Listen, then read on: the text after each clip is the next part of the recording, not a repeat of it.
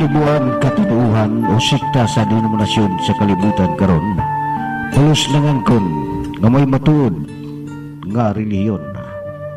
Ang Ginoo nagtukod og usa lamang ka iglesia. Walay si bisan kinsa nga makahimo pagtukod gawas niya tong natukod na ni Kristo. Dili kalimod nga maglibog ang katawhan, hain ang matuod nga gabayan sa kaluwasan. Hinungdan nga ang Catholic Faith Defenders Incorporated mupigayo ning tulumanon gabayan sa kaluwasan.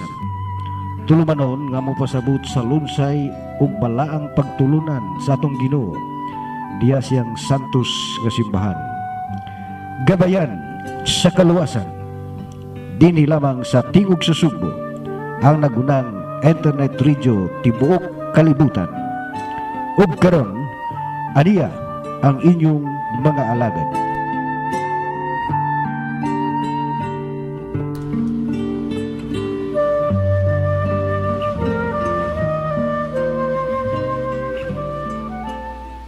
In the name of the Father, Son, and the Holy Spirit. Amen. Our Father who art in heaven, holy be your name. Your kingdom come, your will be done on earth as it is in heaven. Give us this day our daily bread, and forgive us our sins, as we forgive those who sin against us. Do not bring us to the test, but deliver us from evil. Amen. In the name of the Father, the Son, and the Holy Spirit. Amen.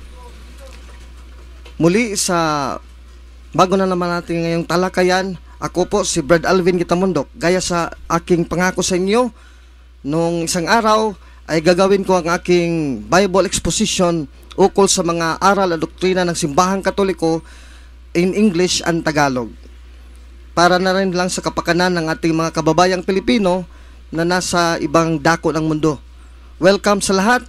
We are available online at almost 47,000 sites all over the world. Good day everybody.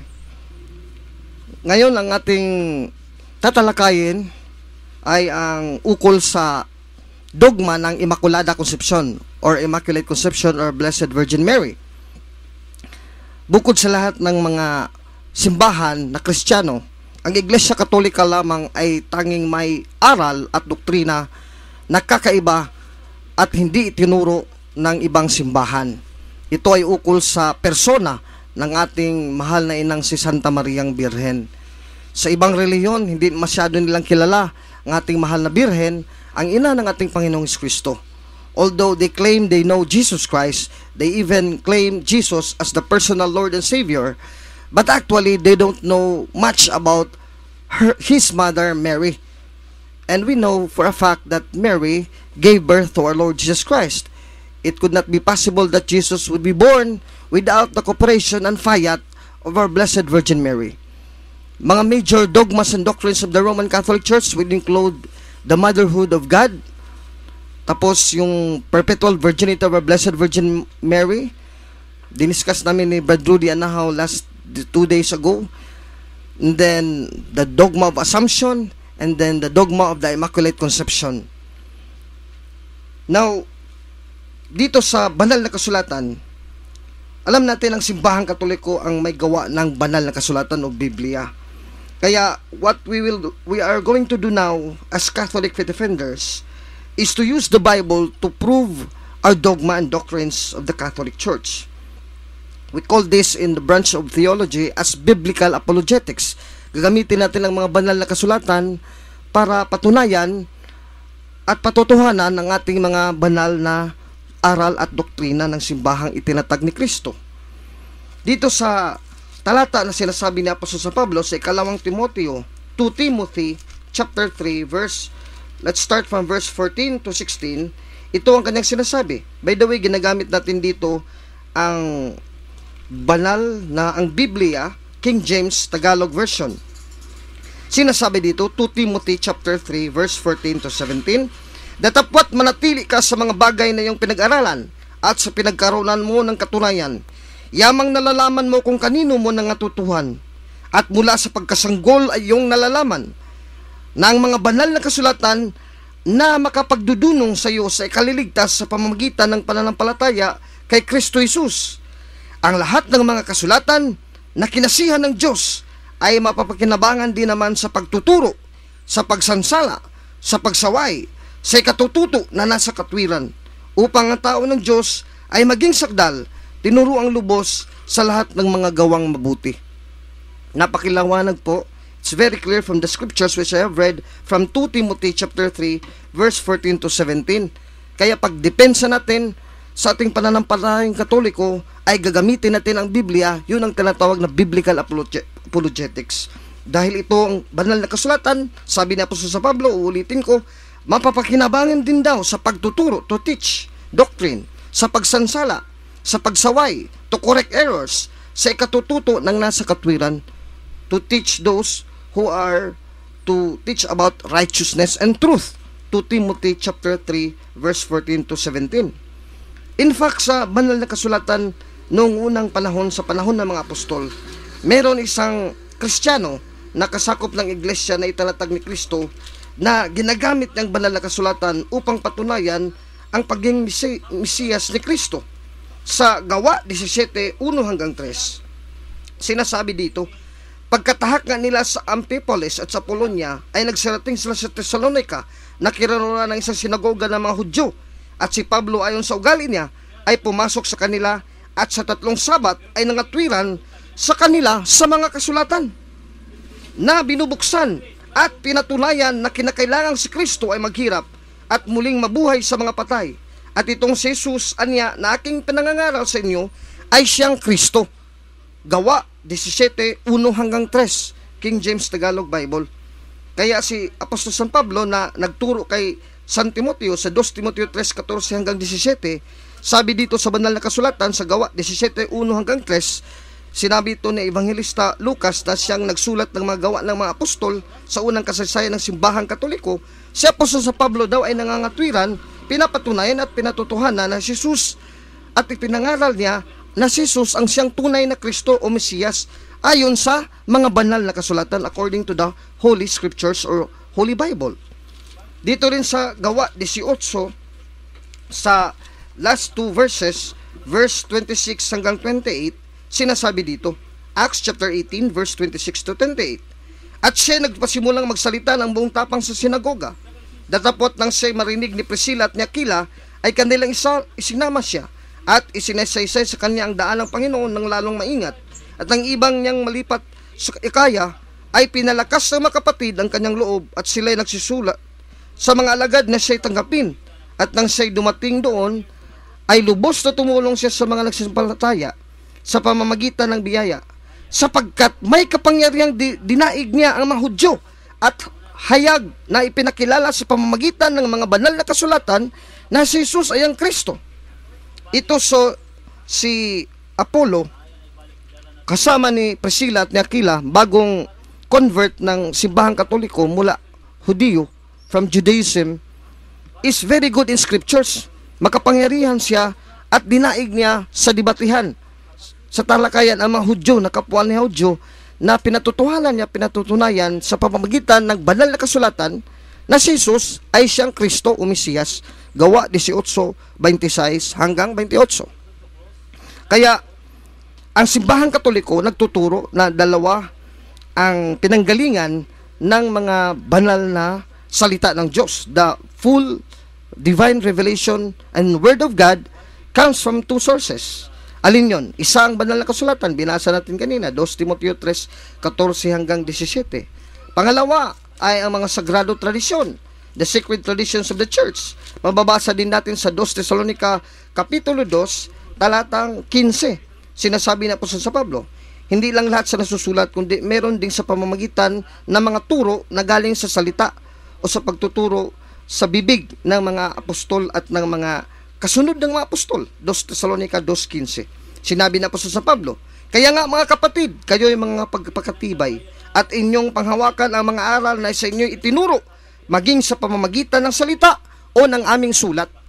Sulat, ibig sabihin, mga banal na kasulatan, Old and New Testament. Pero mga turo sa pamamagitan ng salita by word of mouth, that is called sacred tradition or oral tradition passed from the apostles, from Jesus Christ to the apostles and to the successors through the magisterium, composed of the Pope, successor of St. Peter in Matthew 16:18-19, and then the bishops in Matthew 18:18, also the successors of the apostles. Kaya dito natin ngayon ibabatay sa banal na kasulatan ang pagpapatotoo o pagpapatunay na ang dogma ng Iglesia Katolika Apostolika Romana ukol sa pagiging Immaculada Conception ni Santa Maria, mahal na ina nating Birhen, ay ayon sa mga salita ng Diyos na nakasulat dito sa Biblia. Una, ano ba ang dogma at doktrina o aral ng Simbahang Katoliko ukol dito sa Immaculate Conception of our Blessed Virgin Mary? First, that Mary, when she was conceived at the womb of her mother, Saint Anne, was preserved from all stain of original sin by the merits of our Lord Jesus Christ, because she is to become the sacred vessel, the Mother of God. Mother of God, the Son. Ibig sabihin, dahil siya ay magiging ina ng anak ng Diyos, na walang ibang ating Panginoon Kristo, ang Diyos na anak, ang Kristo at Mesiyas, ay siya ang sagrado na sinapupunan na magbibigay pagkatao sa ating Panginoong Kristo. Kaya dahil sa kanyang merito bilang ina ng Diyos, siya ay pinawalang sala, siya ay pinalabas na taging bukod lamang na tao after Jesus Christ, who is free from the stain of original sin. Wala siyang bahid ng kasalanang original o kasalanang mana or original sin. At hindi din siya nagkakasala ayon sa kanyang buong buhay sapagkat siya ay palaging napupuno ng grasya. Babasahin natin yan ang talata mamaya, pero ang hula muna dito sa lumang tipan sa Genesis 3:15 ay maliwanag ang sinasabi ng banal na kasulatan. Babasahin po natin Genesis chapter 3 verse 15. Ano ang sinasabi ng Diyos? At pag-aalitin ko ikaw at ang babae, at ang iyong binhi at ang kanyang binhi.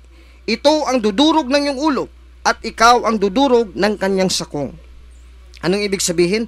There will be eternal warfare, enmity between the woman, Eve, and the devil, and the seed of the devil or the demon or Satan and Lucifer against the seed of the woman. The seed of the woman will destroy the head of the devil, while the devil will bite on the heel of the woman. Sino ang babaeng ito? Hindi naman ito si Eva, sapagkat si Eva ay nahulog na at naging makasalanan dahil sa kanyang pakikinig sa ahas o sa diablo sa Genesis 3:1-6. Ang ito ay isang hula patungkol sa isang babae. Kaya nga sa mga banal na kasulatan, hindi na tayo mabibigla sapagkat ang tawag ni Jesus sa kanyang nanay sa mga banal na kasulatan ay panay babae, woman. To make this clear that all the woman prophesied in the Old Testament regarding to the mother of the Messiah, ina ng Panginoong Kristo, ay nauukol sa kanyang nanay, sa kanyang inang birhen, na walang iba kundi si Santa Maria lamang. Halimbawa, sa Juan 2, John chapter 2, verse 1-3. Ganitong sinasabi ni Jesus. At nang ikatlong araw ay nagkaroon ng isang kasalan sa Kana ng Galilea, at naroon ang ina ni Jesus.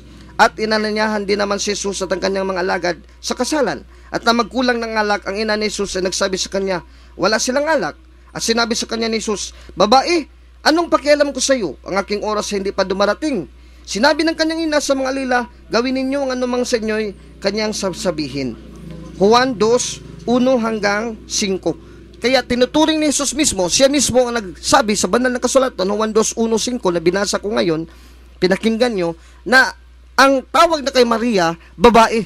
Actually, that is a filial term which also means mother. It is a word and a term of respect.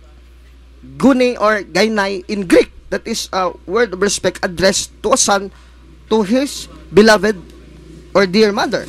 John 2:1-5.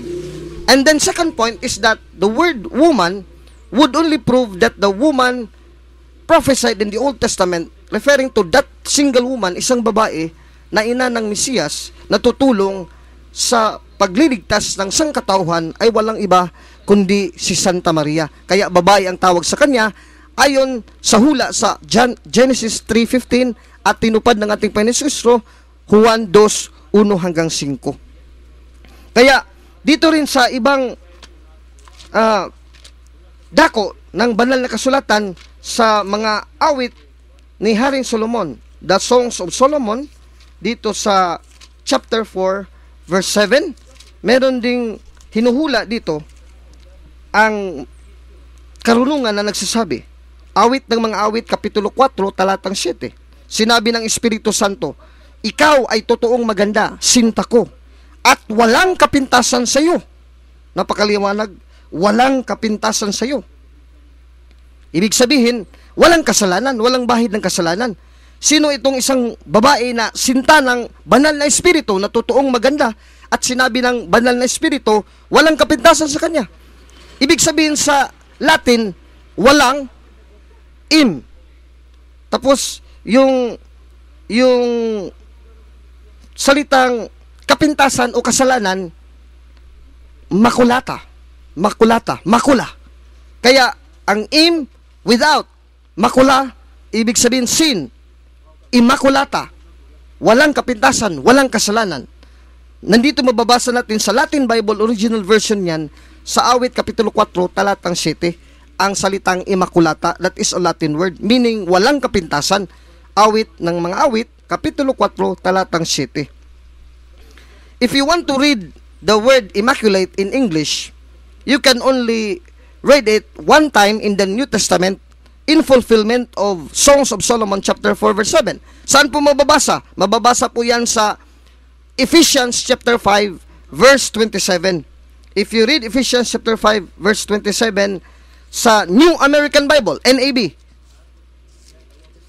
Sasabihin ko ulit, New American Bible, NAB, sa Ephesians chapter 5 verse 27, ukol sa banal na iglesia, of which Mother Mary is the forerunner who is sinless after Jesus Christ. To fulfill this prophecy in Songs of Solomon chapter 4 verse 7 is this written in Ephesians chapter 5 verse 27, upang ang iglesia ay maiharap sa kanyang sarili na maluhalhati na walang dungis o kulubot o anumang gayong bagay, kundi ito'y nararapat maging banal at walang kapintasan.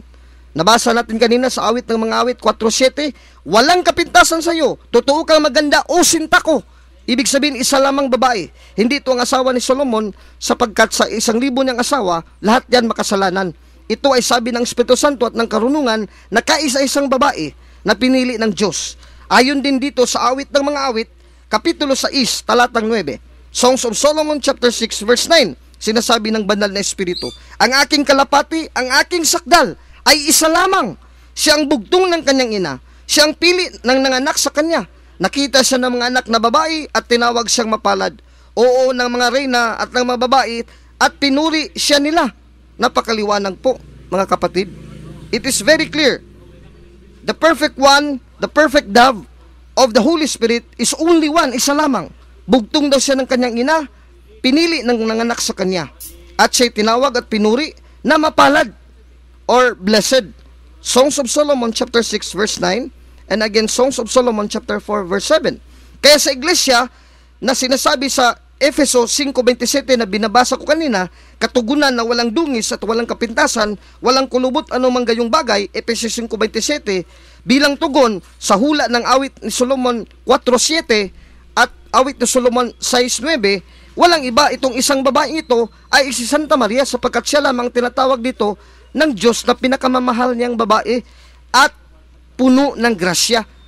Ang katuparan ng awit ng mga awit, Kapitulo 6, talatang 7, pinuri siya ng mga dalaga at tinatawag na mapalad. Dito, mababasa natin sa Ebanghelyo na sinasabi ni Lucas, Evangelista Lucas, sa Lucas Kapitulo 1, talatang 28. At pumasok siya sa kinaronan niya at sinabi, magalak ka, ikaw na totoong pinakamamahal, ang Panginoon ay sumasayo. Sino ang pinakamamahal? Awit 4.7, isang sinta ng Espiritu Santo, ng banal na Espiritu. Isang kalapate na sakdal, isa lamang, pinili ng Espiritu Santo. Awit 6.9, ang katuparan ng pinakamamahal na babae, walang iba, King James Version Tagalog. Lucas 1.28, si Santa Maria. 27, sa isang dalagang mag-aasawa sa isang lalaki, na ang kanyang ngalay Jose, sangka ni David, at Maria ang pangalan ng dalaga o birhen. At pumasok sa kinaronan niya at sinabi, magalak ka, ikaw na totoong pinakamamahal, ang Panginoon ay sumasayo. Luke chapter 1 verse 27 to 28. In the original Latin Bible, Latin Vulgate, the Latina Vulgata of St. Jerome, this is translated from the Greek na sinasabi, Ave Maria. gratia plena, Dominus tecum. Ibig sabihin, Ave Maria, Hail Mary, Rejoice Mary, Thou art full of grace, gratia plena.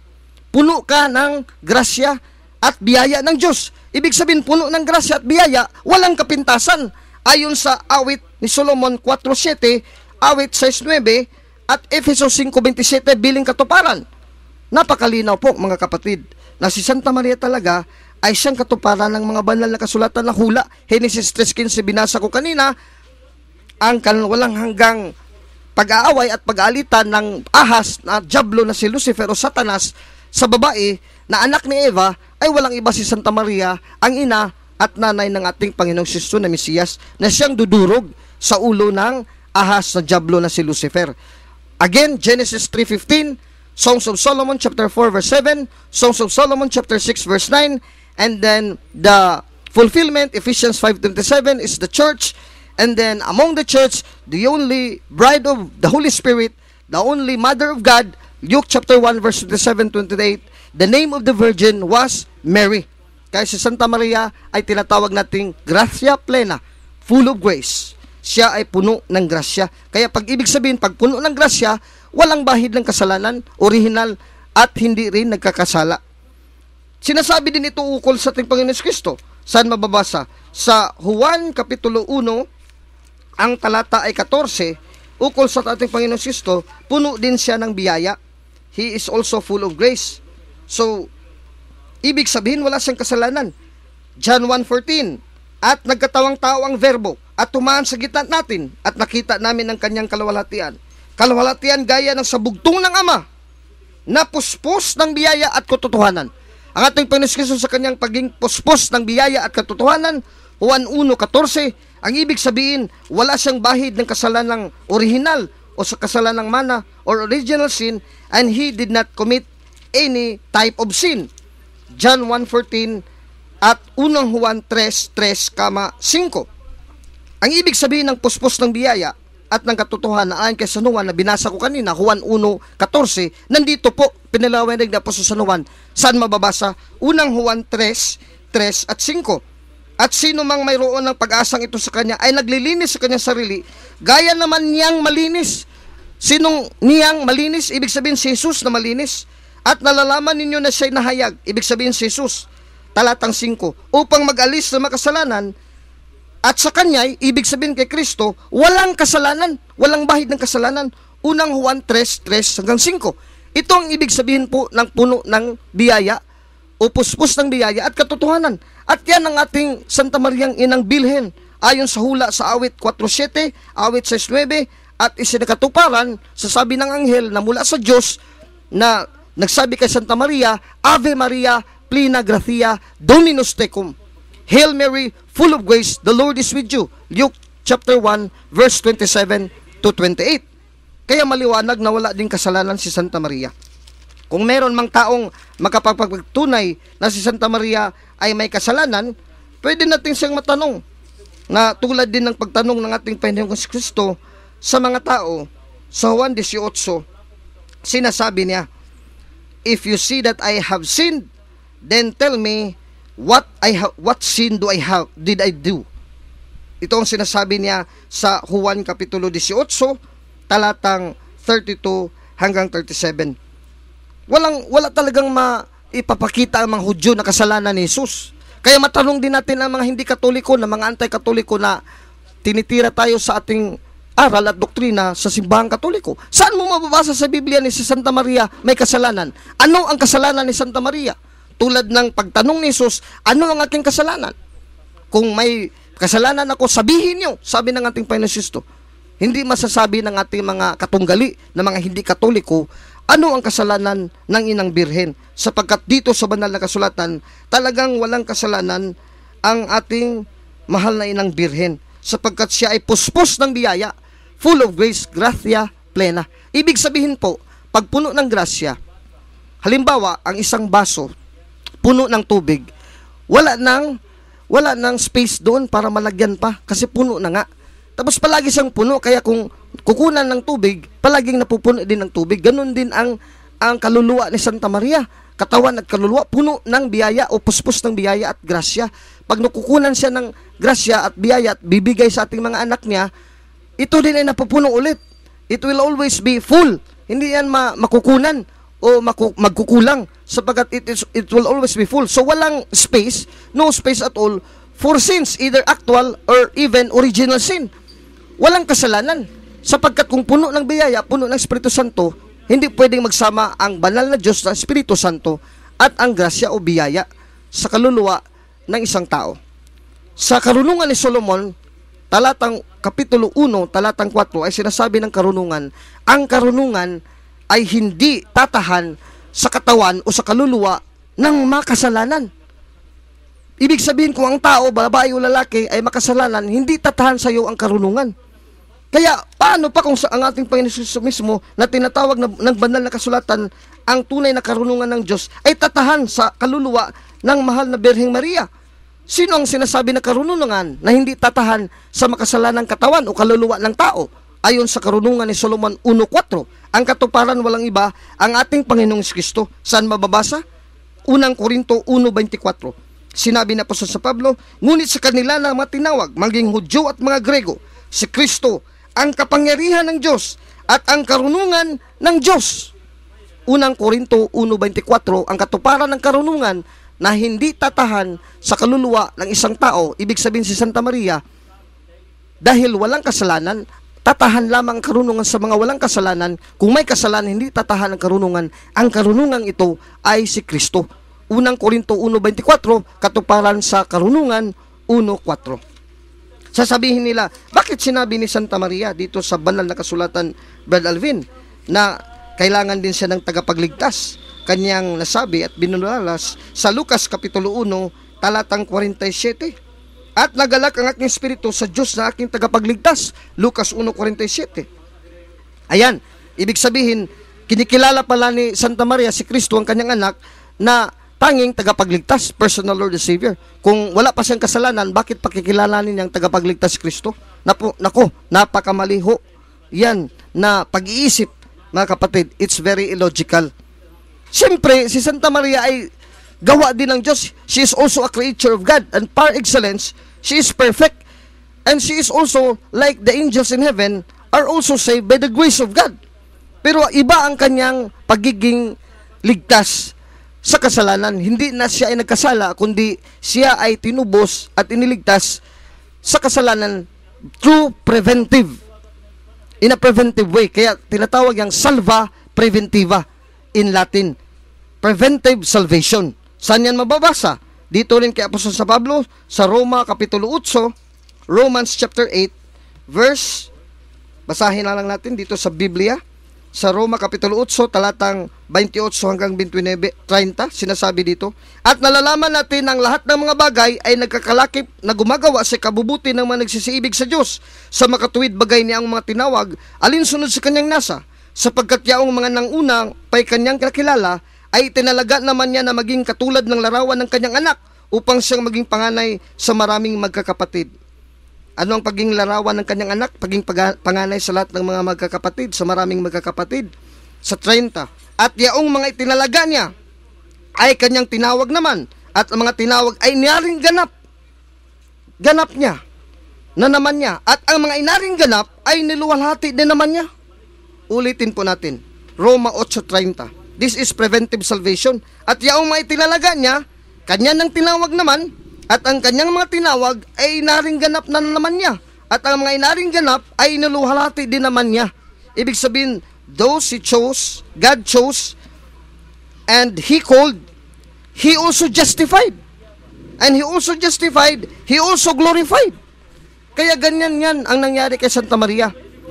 Iba yung sa pangyayari na ang mga tao mula kay Adan at Eva hanggang sa katapusang tao, hindi tulad ni Kristo, ng ating Panginoon Kristo at ni Santa Maria ng Birhen, ay iniligtas at tinubos mula na sa kasalanan.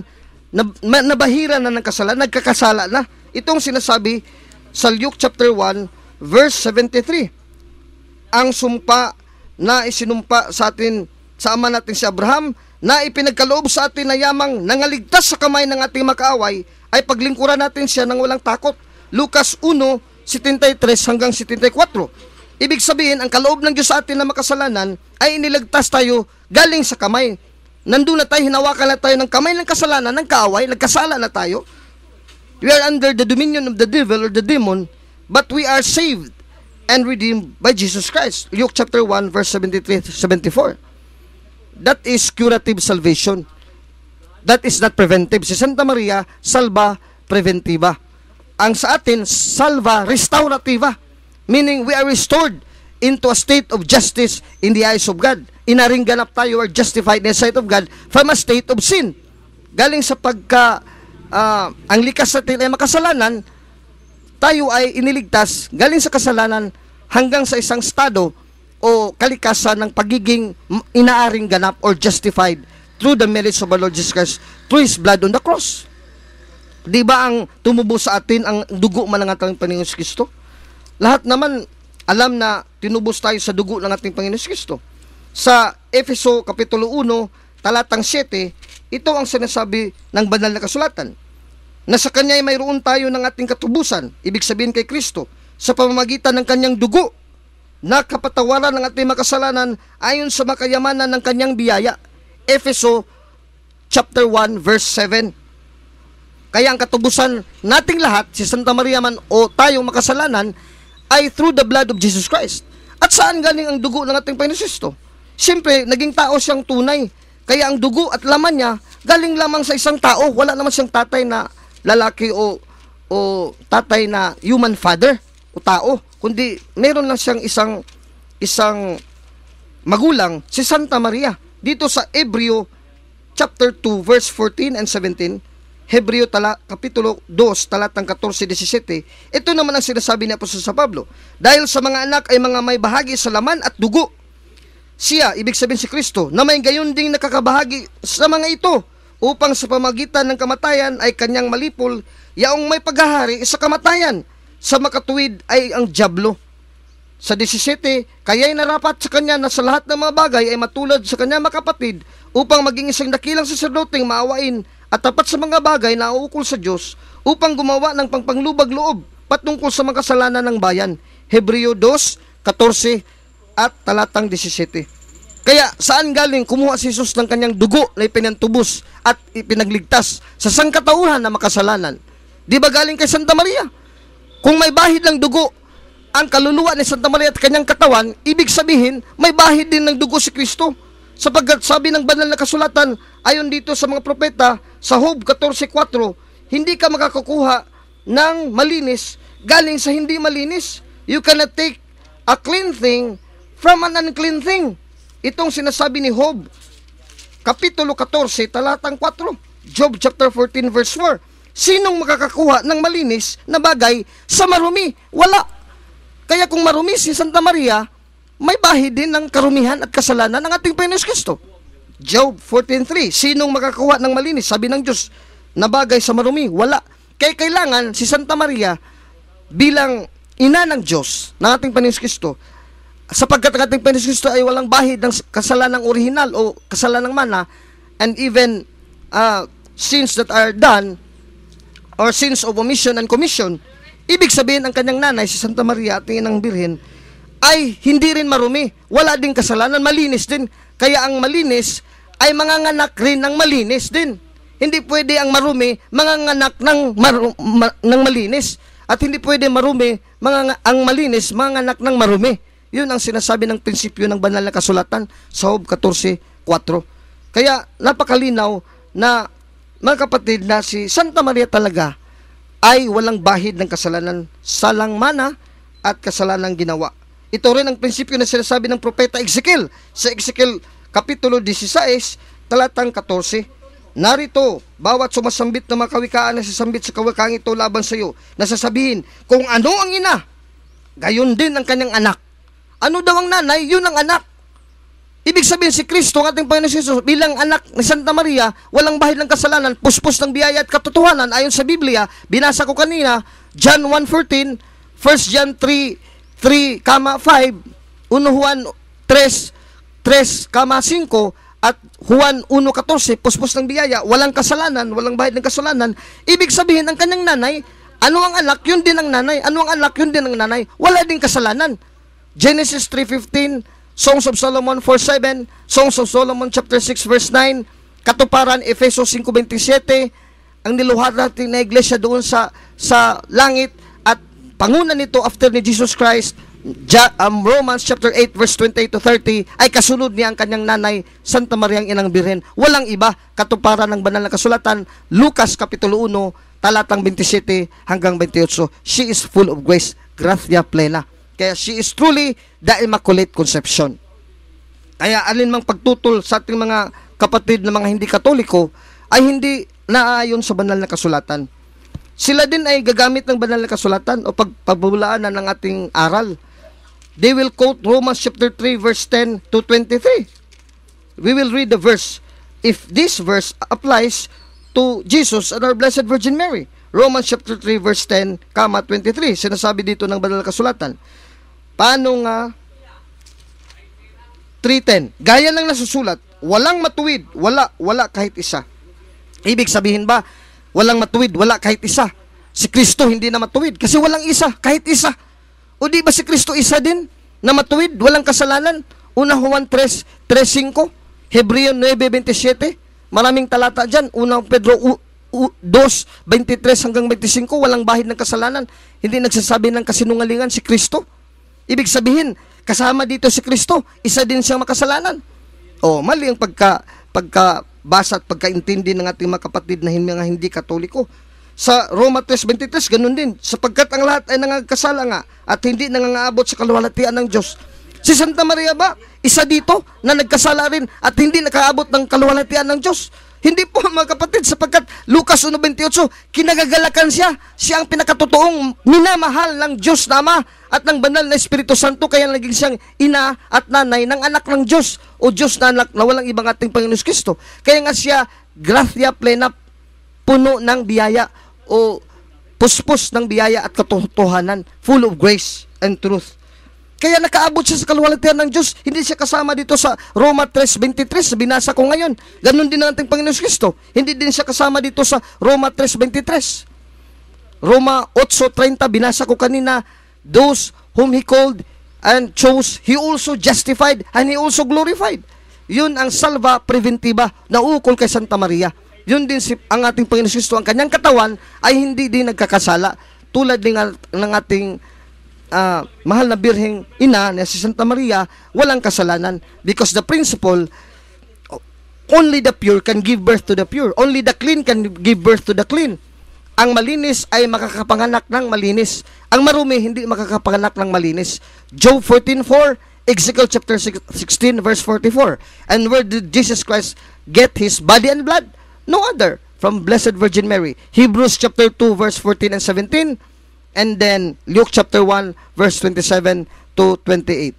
Kaya malinaw po dito sa banal na kasulatan, hindi lang sa sagrada tradisyon na binasa ko kanina, 2 Thessalonica 2:15, oral traditions from the apostles, that Blessed Virgin Mary, from the first instant of her conception, was already preserved from all stain of original sin and sin to be committed due to the merits of Jesus Christ as God and Savior. Kaya si Santa Maria ay pinawalang sala ng Diyos. Yan ang kalooban ng Diyos. Sino tayong tao na tutulan ang kagustuhan at kalooban ng Diyos? Tao lang tayo, lahat ng mga talata dito sa Biblia ating kakalabanin. Tao lang tayo, tapos ang sinasabi dito sa banal na kasulatan, wala itong katuparan ang mga propeta. Isaiah 7:14, awit 6:9, awit 4:7, Genesis 3:15, walang katuparan ito, isang babae na isang sinta at minamahal ng Diyos na Ama at ng banal na Espiritu Santo.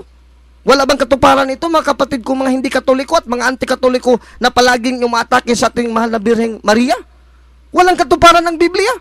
Hindi ba ito ang Biblia ang inyong binabasa, 2 Timoteo 3:14 hanggang 17, na nga pagtuturo sa inyo upang kayo ay biglang karunungan, na upang sa pamanampalataya ng ating Panginoon Kristo, kayo ay maligtas, maturuan ng aral. At it will correct also the errors or heresies taught by anybody after Jesus Christ our Lord established His church in Matthew 16 verse 18 to 19. Kaya mga kaibigan ko, lalo na mga hindi Katoliko, panahon na nung bumalik kayo sa simbahan Katoliko. Kung may mga tanong kayo, you can also log into our website and then ask questions at sasagutin namin dito. If you want to make a question through my cell number, you can also text me through my cell number 0915-477-6426.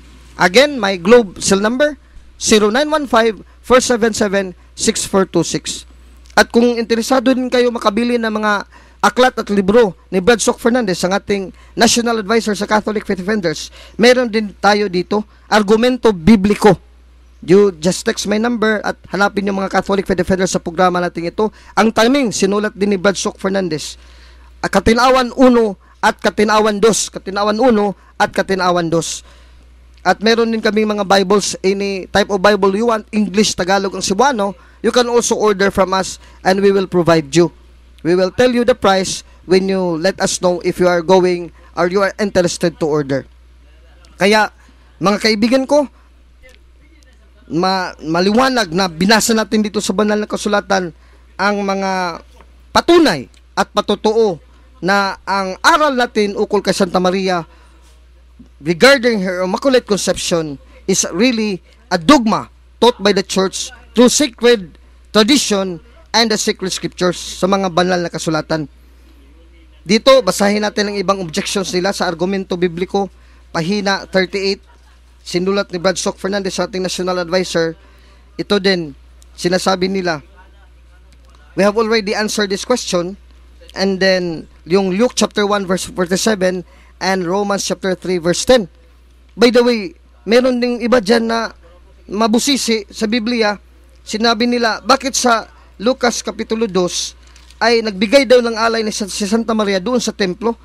Kung kanyang dugo ay wala pang bahid, wala siyang kasalanan, bakit nag-aalay pa siya para sa kasalanan? Babasahin na lang, they will quote Luke chapter 2 verse 22 to 23. At nang maganap ng mga araw ng kanilang paglilinis sa alinsunod sa kautusan ni Moises, ay kanilang dinala sa Jerusalem upang iharap siya sa Panginoon.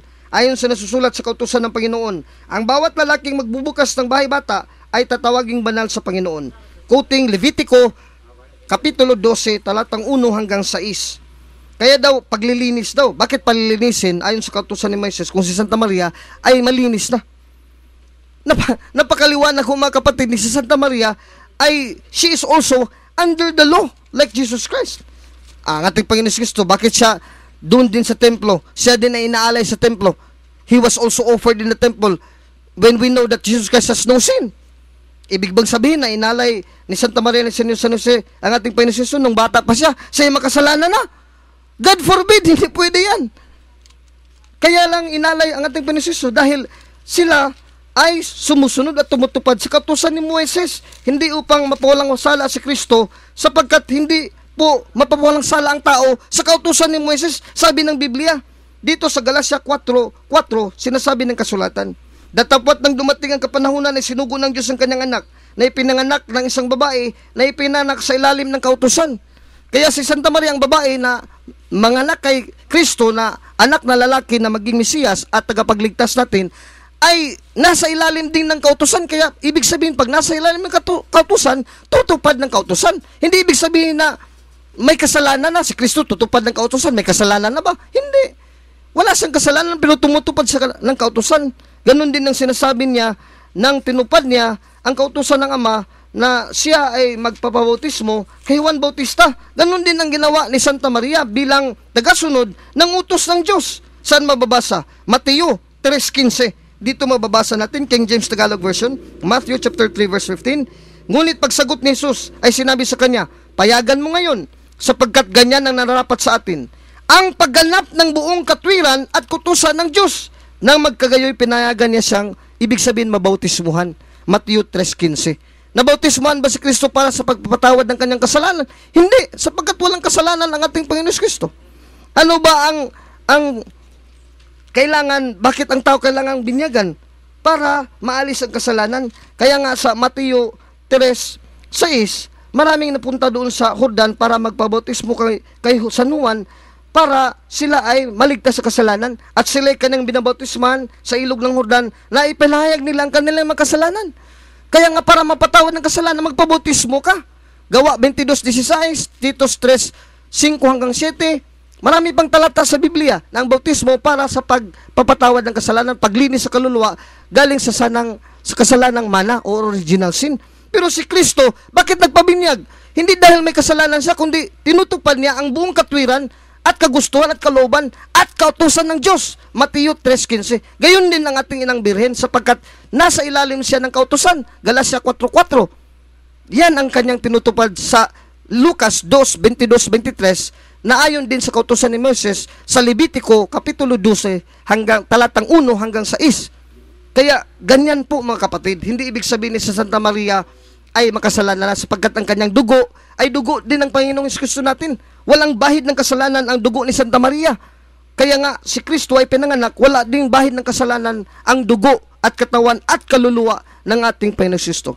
Again, if you will challenge me to read the word immaculate in the Bible, yes, we can read it.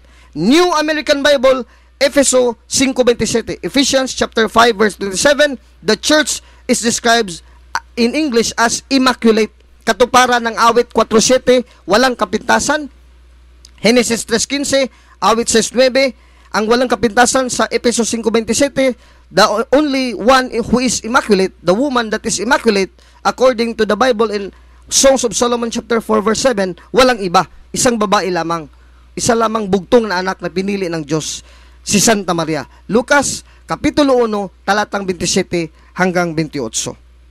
Kaya napabaulanan natin ang mga atake at pananaway ng ating mga kaibayo, mga hindi Katoliko. Sinasabi nila si Santa Maria daw makasalanan. Anong kasalanan na ginawa ni Santa Maria?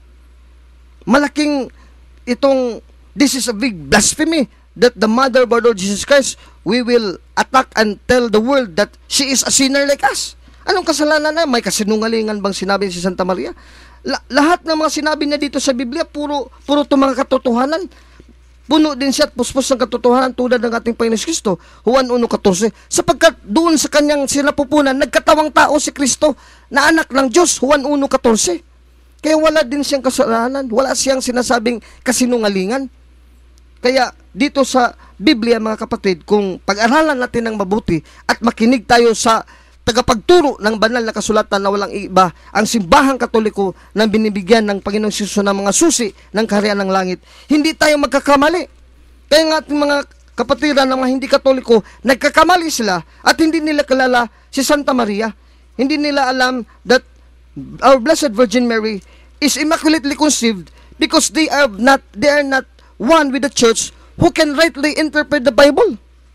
Mga Protestante ba ito at hindi Katoliko ang sinasabi yan ni Kristo dito sa Mateo 16:18-19 sa mga banal na kasulatan ang sinabi niya kay Pedro?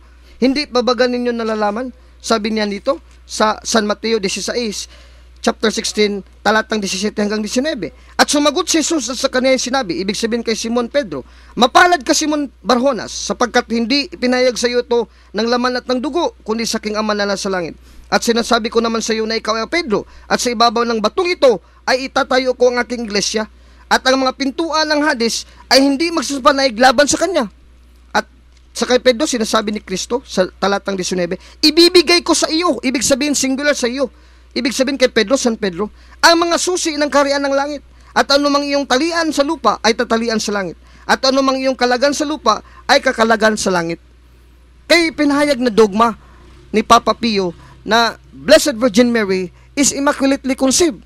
Kaya kasunod siya ni Apostol San Pedro ng mga Santo Papa ng Roma.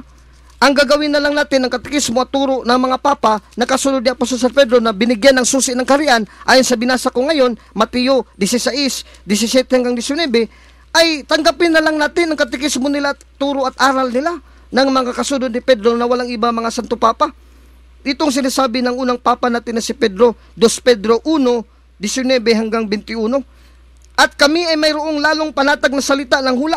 Sabi ni Pedro, kami mayroong panatag na salita ng hula. They have the sure word of prophecy. Hindi ito binigay sa ibang reliyon, kundi kay Pedro lang at sumusunod sa kanya. Kasi siya ang nagdala ng susi. Na mabuti para sa atin, sabi daw ni Pedro, na inyong ginagawa kung ito, inyong sinusundan, na gaya ng isang ilawang lumiliwanag sa isang dakong madilim, hanggang sa pagbukang liwayway, at ang tala ng umaga ay sumalang sa inyong mga puso. Sa ating mga mananampalataya, susundin na lang natin ang turo nila, yung sure word of prophecy na sa kanila ni Pedro na unang papa at kasunod niya mga santo papa sa Roma, dahil may kasunod siya ayon sa Mateo 16, 18, 19. Ibig sabihin, tatanggapin na lang natin at susundan hanggang ito ay maintindihan natin at lumiwanag sa ating puso. Bakit daw?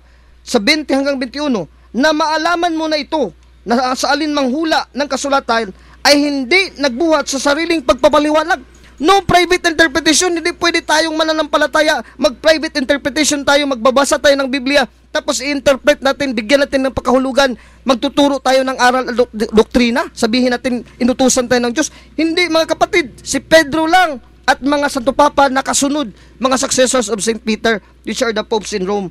No private interpretation. First of all, that all scriptures is not subject to private interpretation. King James Bible, 2 Peter chapter 1 verse 20. Bakit? Hindi isang tao magtatag ng reunion, magtuturo ng aral, kundi maraming mga banal. Konsilyo yan, si Pedro at mga apostol, 12. Si Kristo at ang 12 apostol, marami sila. Hindi nga lang si Kristo, may 12 apostol pang tagapagturo na pinili niya. Lucas 6, 12 hanggang 13. Inutusan niya magturo. Matthew 10, 1 hanggang 6. At marami pang talata. Anong sinasabi ni Pedro? 2 Pedro 1:21. Sapagkat hindi sa kalooban ng tao, ibig sabihin isang tao lamang, ng tao, singular, dumating ang hula kailanman, kundi ang mga tao, plural, marami. Konsilyo to ng mga obispo at ng Santo Papa, nakasunod ng konsilyo ni Pedro na unang Papa ng Roma at ng mga apostol, the council in Jerusalem. Mga tao ay nagsasalita buhat sa Diyos na nangaudyukan ng Espiritu Santo. Kaya ang Espiritu Santo, hindi yan directly magtuturo sa isang tao lamang. Tulad ni Ginoong Felix Manalo, ni Ginoong Apostol Ferriols, at sino pa diyang iba, si Mr. Eli Soriano ng dating daan. Siya lang mag-isa nagbabasa ng Biblia tapos kinasihan daw ng Espiritu Santo nakapagturo ng aral. Hindi nga pwede kasi bawal, private interpretation, bawal sa isang tao magtuturo sa Biblia. Dahil maraming tao, mga tao, kinasihan ng Espiritu Santo. Si Pedro ba, isang tao lang nagtuturo ng aral? Marami sila dito nagsulat ng Biblia at nang nangangaral. 12. Pagkatapos sila, ang mga Santo Papa ng Roma at ang kalipunan ng mga obispo na successors of the apostles. Kaya marami mga holy persons, mga santo natin sa mga nagdaang panahon sa ating kasaysayan, nagtuturo ng aral at pinatutuhanan ng ating doktrina. Binasa ko 2 Pedro 1:19 hanggang 21. Kaya mga kapatid, napakaliwanag ho sa banal na kasulatan na ang simbahang Katoliko lamang na tinatag ni Kristo ayon sa Mateo 16:8. Diyan sa Gawa 9:31, ang katuparan yan ay walang iba, Iglesia Katolika, dahil sa Grego, nabasa ko yan sa Grego, I discovered it in Greek. Sinabi ng Acts 9:31 na Praxis Apostolos, Hymenhon Ecclesias Catholistes, kay Judias, kay Galileas, kay Samarias. Ulitin ko, sa Grego, Hymenhon Ecclesias Catholistes, kay Judias, kay Galileas, kay Samarias. Ang Iglesia Katolika na lumaganap, nakilala sa Judea, sa Galilea, at sa Samaria.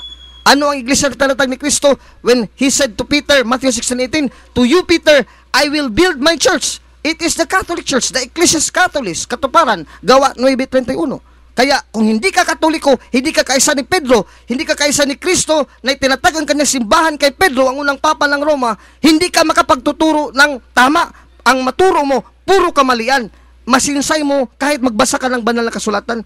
Ito ang sinasabi na huling talata na babasahin ko para sa mga hindi Katoliko na gumagamit ng banal na kasulatan upang punain ang mga turo at aral ng mga Papa ng Roma. Ito ang sinasabi ni Apostol San Pedro. 2 Pedro 3:15 hanggang 16 o hanggang 17. At inyong ariin na pagpahinuhod ng ating Panginoon ay pagliligtas, na gaya rin naman ni Pablo na ating minamahal na kapatid, na ayon sa karunungang ibinigay sa kanya ay sinulatan kayo. Gayon din naman sa lahat ng kanyang mga sulat, na dooy sinasalita ang mga bagay na ito, na dooy may ilang bagay na mahirap unawain, na isinisinsensay na mga di nakakaalam at ng mga walang tiyaga, na gaya rin naman ng kanilang ginagawa sa ibang mga kasulatan, sa ikapapahamak din nila. Ayan, isinisinsay nila ang kanilang pagbabasa dahil wala silang alam, wala silang kaalaman. Isa lang sila, private judgment lang. Nagbabasa lang sila, wala silang katulong sa kanila. The Holy Spirit would not guide them at all because the Holy Spirit only guide the successors of Peter the Pope and the apostles, and the successors of the apostles constitute the church magisterium, which is the Pope in Rome, together with the bishops all over the world. Yun ang sinasabi ng banal na kasulatan. Mateo 16, 17 hanggang 19, Mateo chapter 18, verse 18, Acts chapter 15, buong kapitulo ng 15 ng mga gawa ng mga apostol. Konsilyo lang ng Jerusalem, hindi isang tao lang, natatag lang ni Mr. Eli Soriano dating dan, tatag lang ni Felix Manalo ng Iglesia ni Cristo. Kung sila magtatag ng simbahan, babasa ng kasulatan, isisinsay nilang kasulatan sa kanilang kapahamakan. Para sa atin, sabi ni Pedro, 17 hanggang 18, 2 Pedro 3, kaya nga mga minamahal, yamang nalalaman na ninyo ng unang mga bagay na ito, ay magpag-ingat kayo. Ito ang advice ni St. Peter sa atin, mag-ingat daw tayo. Baka kung mga ligaw kayo sa pamamagitan ng kamalian ng masasama, ay mga hulog kayo sa inyong sariling katyagaan. Ayan, ang mag-private interpret the Bible ay sinasabi ni Pedro, mga masasama, isinisinsay ang kahulugan ng banal na kasulatan. Makakapahamak yan sa atin. Mga masasama silang tao, hindi yan galing sa Diyos, hindi yan kinasihan ng banal na Espiritu. Datapwat magsilago kayo sa biyaya at sa pagkakilala sa ating Panginoon at tagapagligtas sa Jesucristo. Sumakanya nawa ang kalawalatian ngayon at magpakailanman siya nawa. Binasa ko 2 Pedro 3, 15 hanggang 18. Siguro wala na tayong mahaba pang oras, ilang minuto na lang. Brad, wala na. Kaya muli, si Brad Alvin Gitamundok ng Catholic Faith Defenders at ng Radical Disciple Missionary page and group sa Facebook ay muling magpapaalam sa inyo. Next week, I'll be back with Brad Rudy Nahaw, my partner, Wednesday next week, dito sa DYRX Tingog sa Sugbo. Makalagin din kayo doon sa aming website. It is already flashed in our website here, and we are available 47,000 sites all over the world. Kaya let's end this with a prayer to the Blessed Virgin Mary. Let us all pray. Let us bow our heads and put our mind and our heart in the presence of the Lord. Let us pray in the name of the Father, the Son, and the Holy Spirit. Amen. Together with me, all listeners and faithful, let us pray one Hail Mary and one Glory be to glorify God through Mary. Hail Mary, full of grace, the Lord is with you. Blessed are you among women, and blessed is the fruit of thy womb, Jesus. Holy Mary, Mother of God, pray for us sinners now at the hour of our death. Amen. Glory be to the Father, and to the Son, and to the Holy Spirit, as it was in the beginning, so never shall be, world without an amen. In the name of the Father, and of the Son, and of the Holy Spirit. Amen. Muli po, maraming salamat at magandang araw sa ating lahat.